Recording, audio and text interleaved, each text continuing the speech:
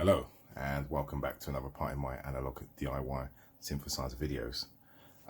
In this video I'm going to try and give you a sort of direct sort of audio and talk through demo of the Ad-vantage 03 monophonic proposed semi-modular synthesizer. So basically I'm going to kind of cover a few things that I've gone through in the last video, but just sort of let you hear sounds as well and put things into a bit more sort of context as far as the features are concerned. Right, so I'm going to try and squeeze in as much as I can within about sort of 20-ish minutes. It might overrun. If not, I'm going to probably follow up with a part 2. So just to show you the features very quickly, what we have is the oscillators here. Oscillator 1, 2, 3, which is all mixed into VCF1. Then the output of VCF1 goes into VCF2, so we have two series mixers. We have a master cutoff, which basically takes over from both cutoff controls, so sweep everything down, gives you about a 24 dB cutoff. Seeing as these are 12 dB each, and don't forget they're multi-mode filters. VCA over here with the wavefolder controls. We have a modulation for the out VCA as well, voltage controlled amplifier. And we have a chorus effect as well, which is an analog chorus. It's all 100% analog, 100% discrete. So no sort of CEM copy ICs chips or even CEM chips or SSM, nothing like that. So this is all built. I mean, the most thing you'll get is a LM13700, which is not really a integrated sort of like a. You could still class it as a discrete chip anyway. Right, anyway, enough technical chat. Let's get into some here's some sounds. So just got a basic vanilla sawtooth from VCA1 at the moment.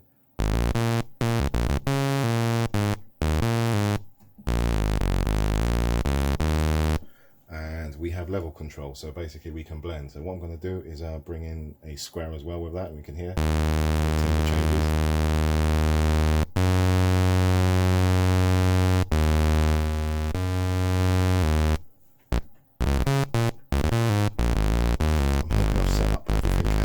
At the moment we have glide control here, so if we hit the glide, turn the glide up a little piece,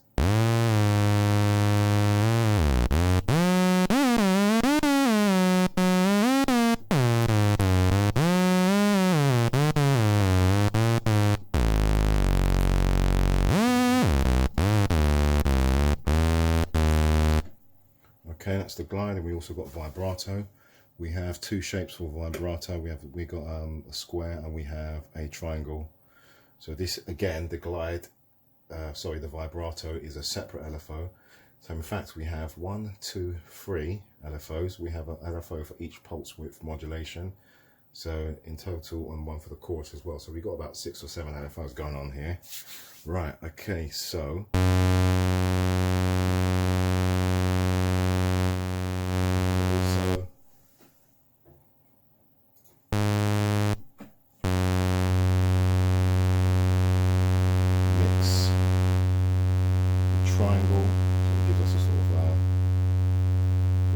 Sort of shark tooth sort of wave, which is good for adding bottom end to a sound if you want to like use that as an octave below sound.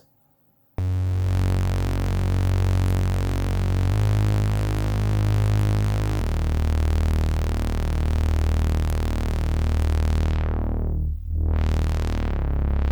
just in low pass mode on the filters at the moment.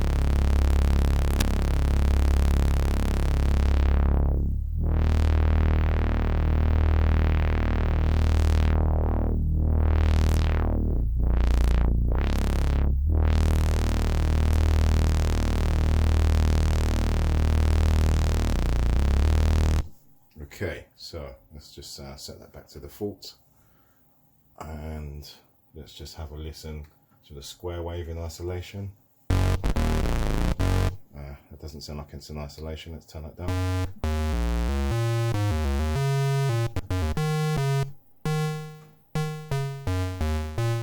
Add a little bit of release on the envelope, and let's check out the width modulation. So we've got a manual. So the manual allows us to change the duty cycle, negative or positive on 0 volts.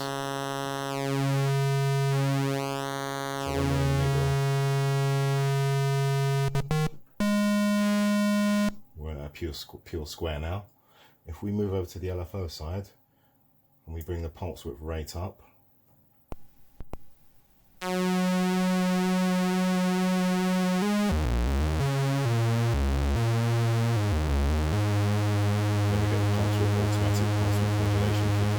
what we can do, we can blend between those two, so we can actually take out the intensity of that by moving back to the manual side.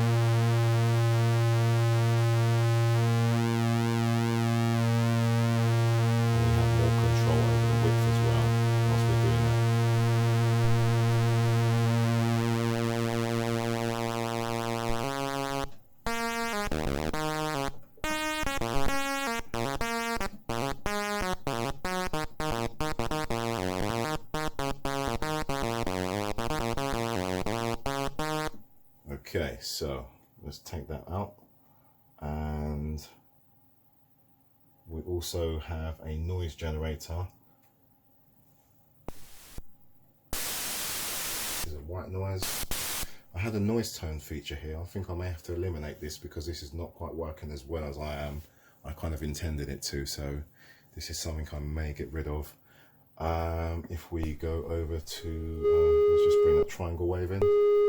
We have our modulation section down here. We have synchronization, which synchronizes VCO2 from VCO2 is the master, VCR1 is our slave. We also have frequency modulation, so we can FM sort of audio rate modulate the oscillator. And we have a selection switch between LFO and the envelope 1. So now our modulation will be on. We can select which one we want. We go to the off position on the external. The idea is that we go to the patch panel and we can break out and say, for instance, we want to use LFO2 because at the moment a VCO1 is hardwired to LFO1 is hardwired to VCO1 at the moment. So again, that just gives us a little bit, or you could bring in sort of any sort of external sort of modulation in. It's a nice little feature for expansion. And we have a course.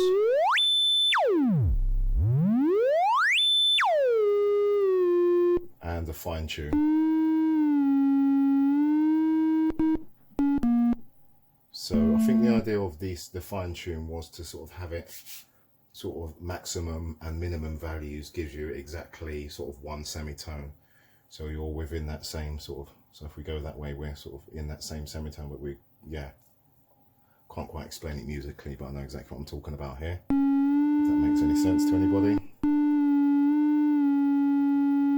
And I think we get about a 3 octave width sort of control, positive and negative of the center point here. So I've given this a bit of time to warm up. I'm having a little bit of trouble because of the way it's wired at the moment. There's a little bit of a high frequency tracking problem on VCO3. Which I'm trying to sort of tinker. It's just calibration I need to deal with. I haven't quite had the time to do that at the moment.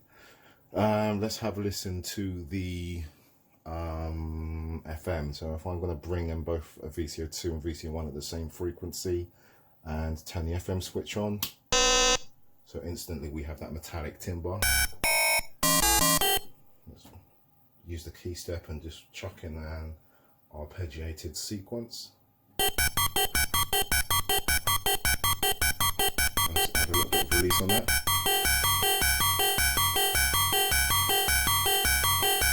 And because we have that, we can go even further with that sort of sound. So what we can do is, if we look at VCO2, which is actually doing the frequency modulation, we can modulate VCO2 at the same time. So let's use the envelope 1, and turn the modulation on. So now VCO2's frequency has been modulated by the envelope, which is in turn changing the timbre of the frequency modulation into VCO1. Let's see what happens when we put the LFO on there. So we'll have LFO2. Let's go to a sine wave. And we're going to change the range to slow first of all. Let's have a listen. So we should get a kind of sine wavy modulation there. Let's go into fast range.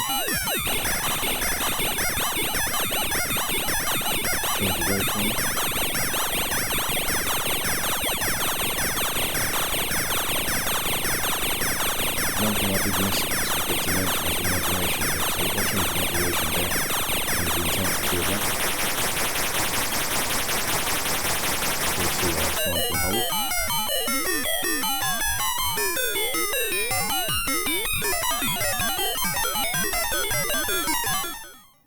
Okay, stop that sequence. I'm just going to hold the key down.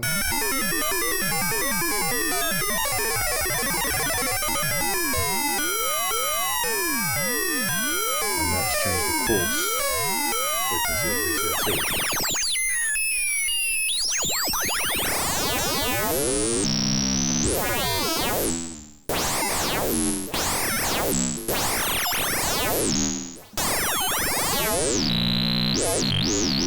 So there's a lot of timbral scope we can just out of through modulation and use this something like a basic triangle wave. Okay, now what I'm going to do is bring in VCO3 over the top of that.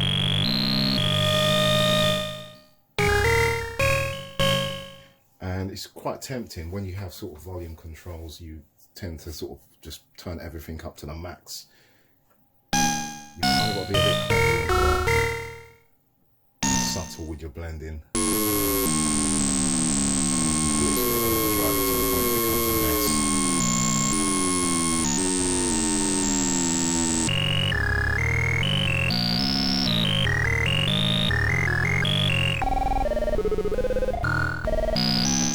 And on top of that, while even though that's having been frequency modulated by VCO2, what I can do is put the synchronization on. Let's have a listen to that. Let's make sure the frequency range of VCO2 is lower than the frequency range of VCO1. Let's turn the sync on.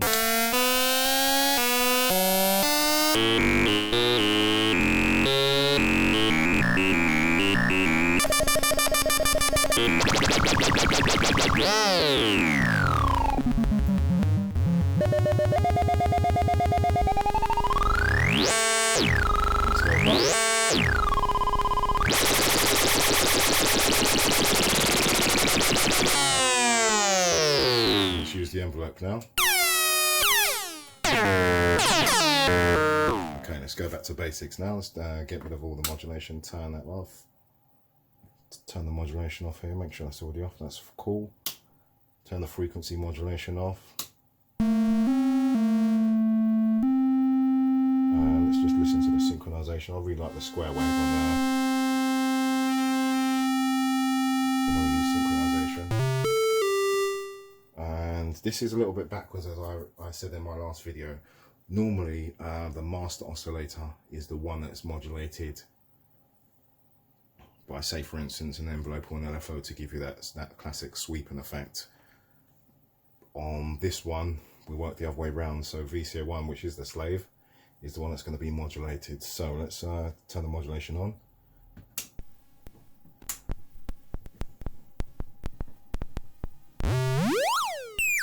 So we're going to need positive modulation here. And this is our envelope parameters. And just a quick heads up on this one, with the envelope 1, we can actually use the gate, we can use LFO to re-trigger the gate. Let's just have a listen to that.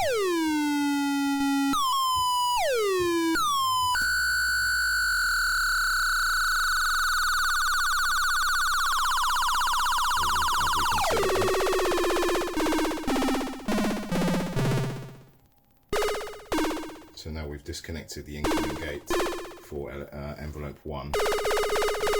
We can change the release, the release range from fast to slow. Let's turn it back to the normal gate, and we can just quickly see that.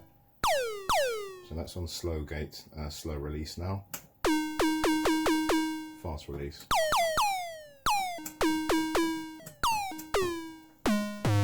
So the idea was trying to keep this as, I mean, the electronics is quite basic, if I'll be honest with you.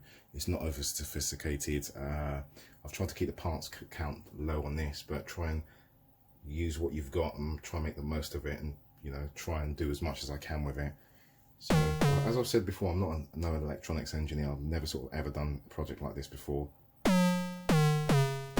So just having a bit of fun with it. Right, let's go back to the synchronization. I'm kind of forgetting what I've got to do. There's so much to do. Okay, let's turn that on now.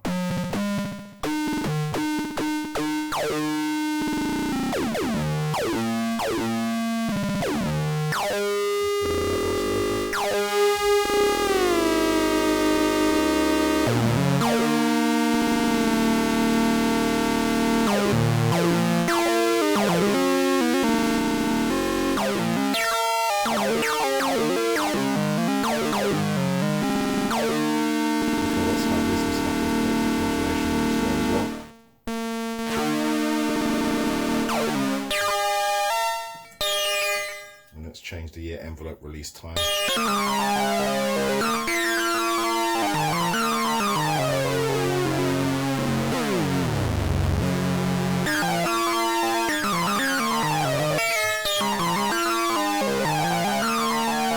And just because we can, I'm going to add a bit of chorus onto that as well.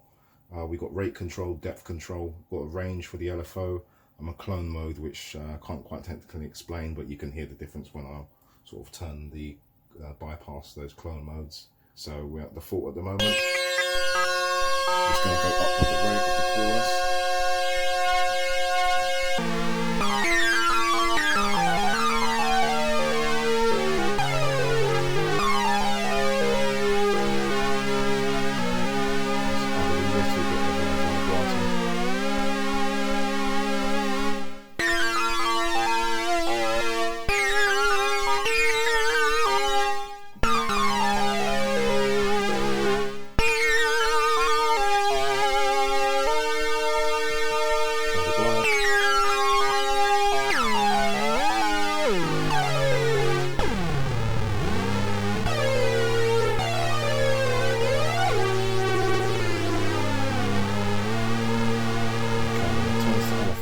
And then use the sample and hold to modulate that.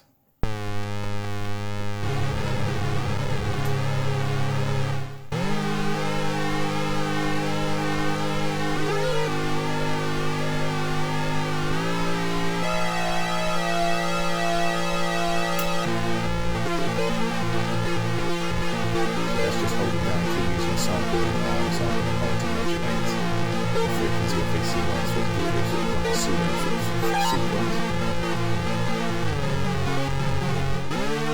Take the chorus off now.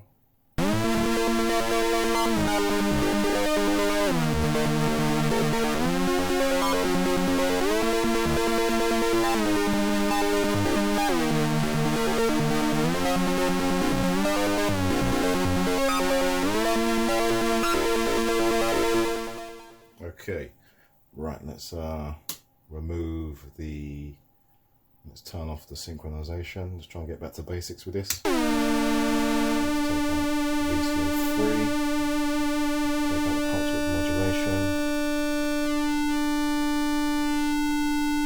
So now I'm back to 50% square, pure square. Let's bring up another sawtooth again. We've got the glide on still. Let's take the glide down, turn the other fuzz off.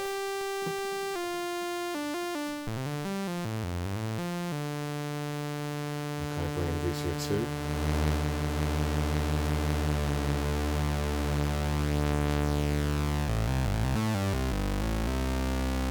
Bring in the third oscillator as well.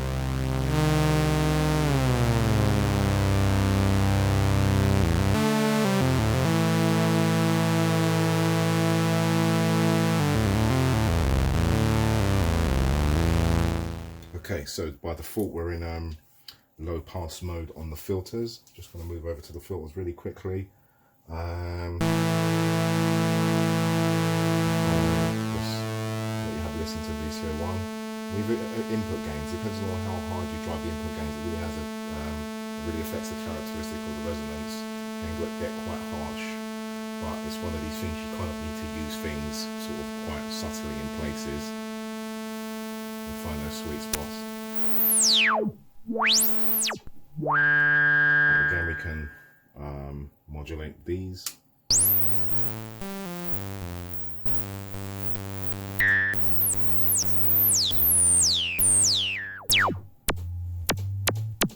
how snappy the envelopes are.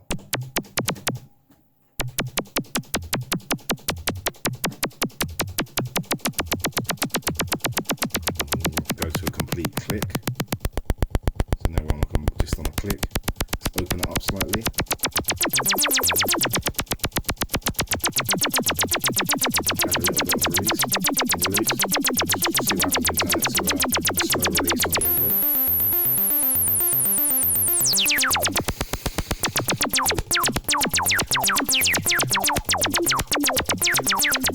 Okay, let's stop that for now.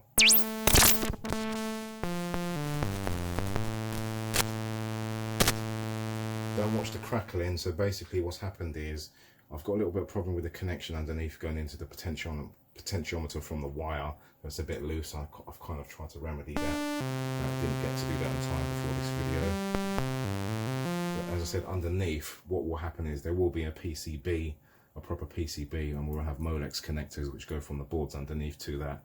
So all of these kind of little problems will be ironed out. So don't worry about that one too tough. So we have VCF1, VCF2. You can listen to the characteristics of the sound when we sort of have this at a slightly sort of medium input. And if I turn the gain up a bit more.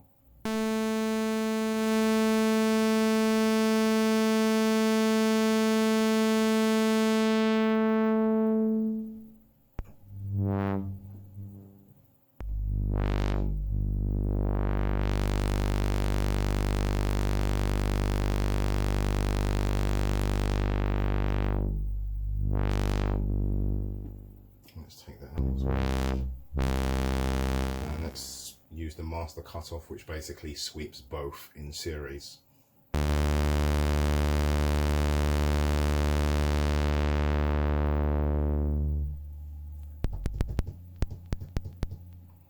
let's put a bit of modulation on VCF1, envelope modulation. Let's bring in another oscillator 1 octave below.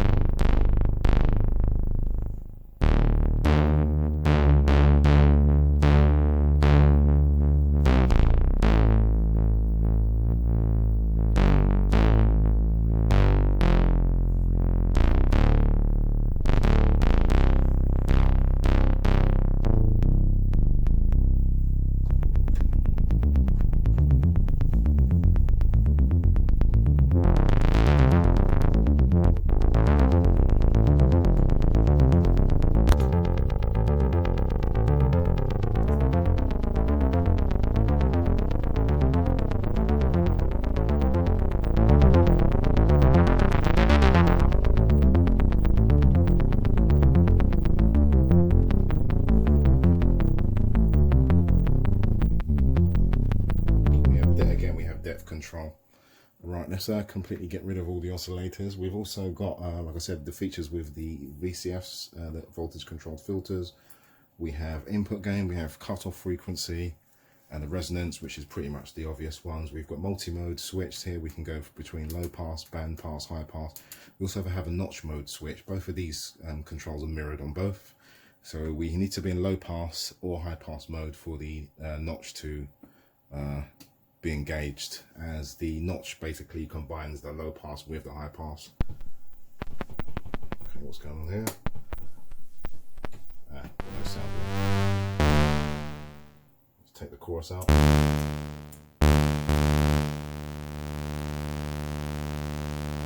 Which one are we looking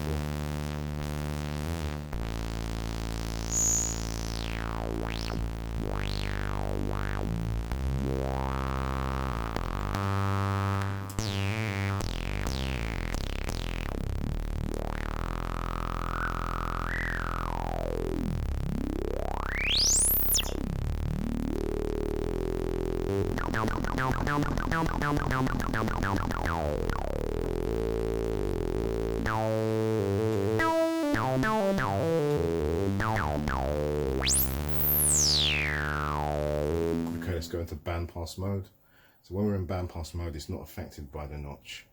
There is a bit of a drop in level when we go into bandpass mode. That's due to a design feature on my part where I need to level out the high pass and the low pass a bit more to match the band pass, which I'll do in my revision 2 of the Steiner Parker type filter clone. I've called it my Frankenstein because it's kind of like a, you know, a tribute to the guys Niall Steiner for designing such a wicked filter, in my opinion, which has so much sound scoping capability. Hence I went for the design rather than just going for the sort of obvious straight ladder filters. I did do an SEM type filter as well, which I actually do have boards for, but what I just kind of found was the signal to noise ratio wasn't as good, and yeah, I just kind of felt these filters had a bit more bite to them and a bit more sort of weight and depth. Okay, let's go into bandpass mode. A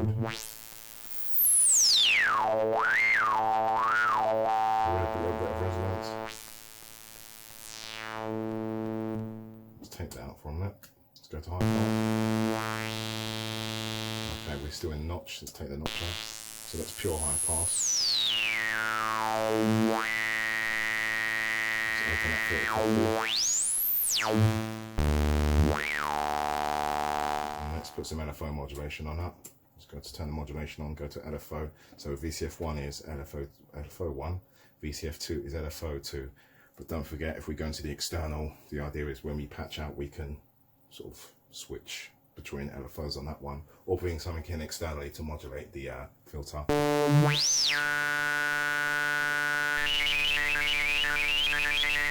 we have a depth control, so when we're in center position, we should be zeroed, and we can go minus or positive.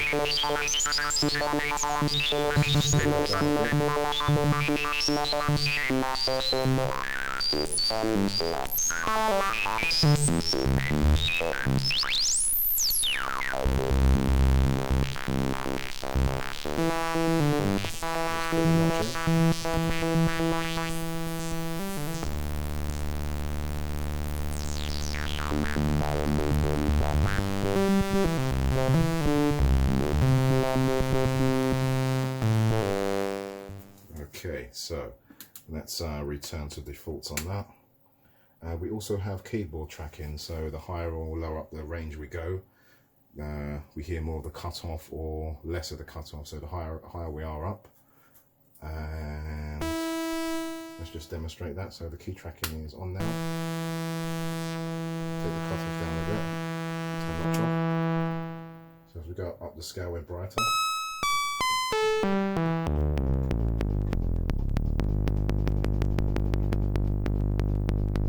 I'm not sure where that clicking is coming from, which envelope that's coming from.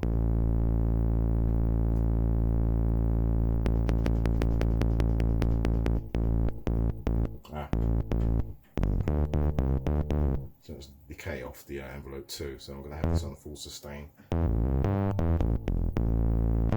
Just might need to do a tiny bit of offset trim into the VCA. It's a very, very snappy envelope, so if we go into slow, we can see that clicking has gone. Sometimes that's a desired feature. You might want that little transient edge on your sound. Okay, so we go to keyboard tracking. Can you hear that tone behind the sawtooth? Let's take the sawtooth out. So it also gives you an extra, sort of like an extra oscillator, if you like, especially when we kind of tune this properly. Now, one thing I must say about these, the actual original Steiner Parker filter design was the key tracking was never brilliant. You couldn't really get much of an octave range. I mean, I've even tried with the Mini Brute, which I've had for a while. It's been, it's very hard to get quite right. I mean, my one, I've kind of done quite a bit of tinkering around and experimentation to get this sounding at least a few octaves kind of musically in tune. We'll have a quick listen now, if we can. But also, if you go to my channel, there is another video where I actually did a video on the improved key tracking.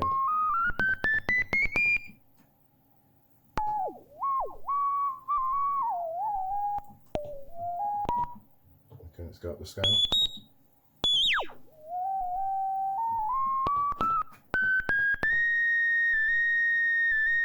Probably not the best demonstration at the moment.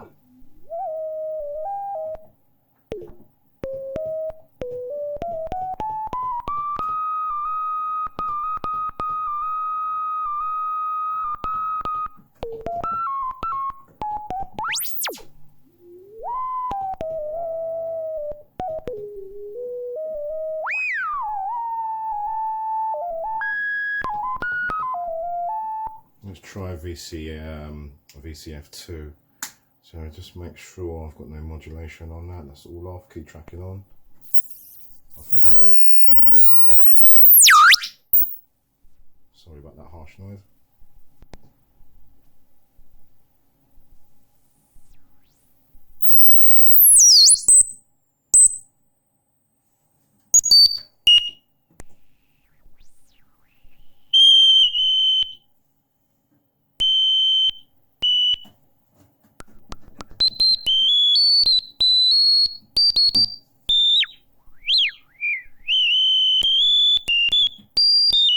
Okay, so maybe a demonstration for another video. But anyway, key tracking, basically we self-resonate to a sine wave and should be able to track sort of kind of 1 volt per octave. So the key tracking range is actually good.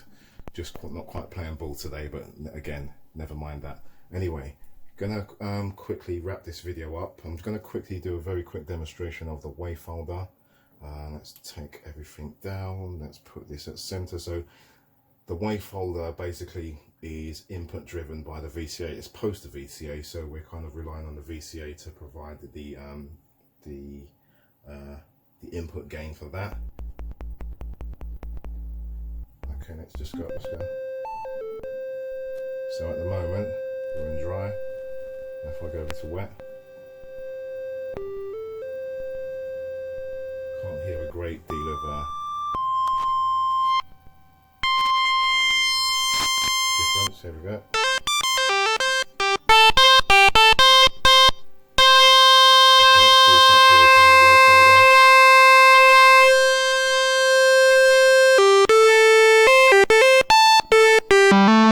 Okay, let's add some dynamic to that by using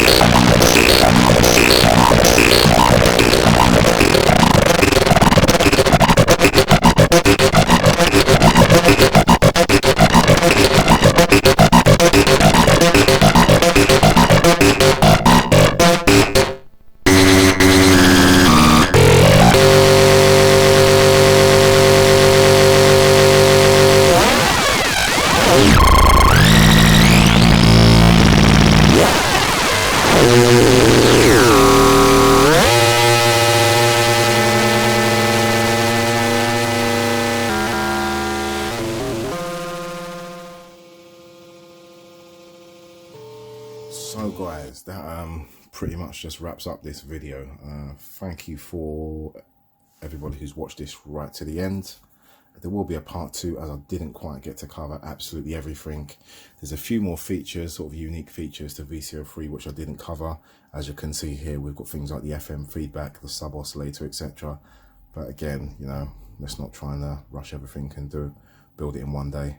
So yeah, we'll be back with a part 2. Anyway, thank you for watching. Don't forget to like, don't forget to share and subscribe to the channel if you haven't already done so. Thank you for your support. We'll be back soon. Stay safe and take it nice and easy. Peace.